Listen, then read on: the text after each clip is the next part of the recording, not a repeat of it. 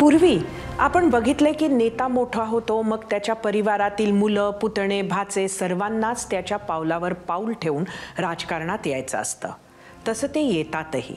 पण मग त्यात कोणी राहुल गांधी, प्रियंका गांधींसारखे गुण्या गोविंदानं एकमेकांना साथ देत राजकारण करतात, तर कधी जसे बहीण कन्नीमोळीनं भाऊ स्टॅलिनला उघड नेता मानलं तसंही करावं लागतं. कधी कधी माधवराव सिंधिया आणि वसुंधरा राजेंसारखे वेगवेगळ्या पक्षात जावं लागतं. कधी पक्ष एक असला तरी लालू प्रसाद यादवांच्या किंवा मुलायम सिंग यादवांच्या घरात घडली तशी यादवीही पाहायला मिळते. राज्यात हीच यादवी आपण कधी काळी पंकजा आणि धनंजय मुंडेंमध्ये बघितली. एकाच पक्षात एकाच जिल्ह्यात राजकारण दोघांसाठी करताना स्पेस नव्हती, त्यामुळे दोघे दोन वेगवेगळ्या पक्षात गेले.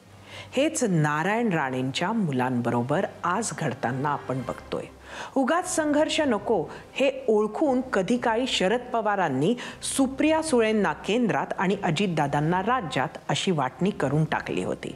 पण इथे मतदारसंघापुरती लढत मर्यादित नव्हती, तर थेट पक्षावरच्या कंट्रोलसाठीची लढत होती. अखेर कुटुंब आणि पक्ष दोन्ही फुटण्यात त्याचं पर्यवसन झालं. हेच उद्धव आणि राज ठाकरेंबरोबर सुद्धा घडलं. आज जे नितेश आणि निलेश राणेंमध्ये घडतंय ते खरं तर त्या दोघांमधला संघर्ष नाहीच, तो आहे कोकणासाठीचा संघर्ष. एकनाथ शिंदे आणि देवेंद्र फडणवीस यांच्यातील राजकीय महत्वाकांक्षांचा संघर्ष, भाजप आणि शिवसेनेतील आजचा संघर्ष.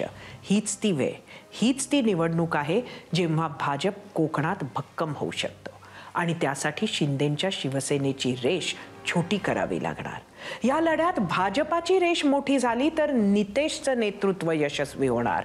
या निवडणुकीत शिंदेंच्या सेनेची रेष छोटी झाली तर निलेशच्या राजकीय अस्तित्वावर परत ढग जमू लागतील. त्यामुळे ही भाऊबंदकी नसून ही आहे राजकीय अस्तित्वाची लढाई. इतक्यात उद्धव आणि राजची मुंबईत 13वी भेट, त्याला बैठकही म्हणू शकतो. एकमेकांविरोधात बरंच काही सार्वजनिक स्तरावर बोलत इतकी वर्ष वेगवेगळ्या पक्षात आपले राजकीय अस्तित्व कायम ठेवण्याचा प्रयत्न करणाऱ्यांना आज तेच राजकीय अस्तित्व टिकवण्यासाठी एक व्हायला हवं हे लक्षात आलंय.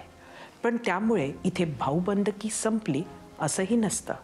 राणे बंधूंसारखीच ही सुद्धा परत एकदा फक्त अस्तित्वाचीच लढाई.